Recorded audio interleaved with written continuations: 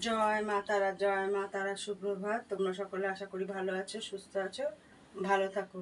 প্রতিদিন সকাল সকাল তোমাদেরকে মাকে দর্শন করিয়ে দিই। আমার মা তারার দর্শন করো। তারা দর্শনে সমস্ত বিঘ্ন নাশ হয়, মঙ্গল দূর হয়, মঙ্গল হয়। তোমরা তারা দর্শন করো।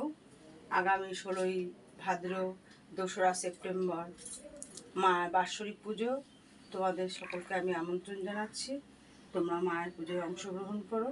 11টার থেকে 12টার মধ্যে মায়ের স্নান পর্ব শুরু হবে বা শেষ হবে। মাকে ওদিন বাইরে নিয়ে মাকে স্নান করানো হয়। মা তারার এই যে স্নানের জল, এই জল মাথায় নিলে অনেক বিঘ্ন তো নাশ হয়, অনেক রোগ ব্যাধি থেকে মানুষ সুস্থ লাভ করে। যাই হোক, তোমরা কেউ যদি এই স্নানে অংশগ্রহণ করতে চাও তাহলে 11টার থেকে 11:30টার মধ্যে এখানে উপস্থিত হবে মাকে।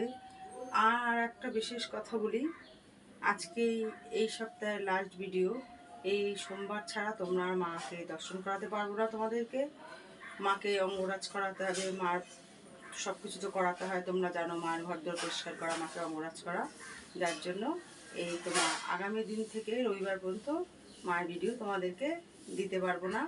তোমরা আজকের মায়ের এই যে ভিডিও দিলাম এটাই প্রতিদিন দর্শন করো। মাকে জয় মাতারা বলো, আর মায়ের পুজোয় অংশগ্রহণ করো।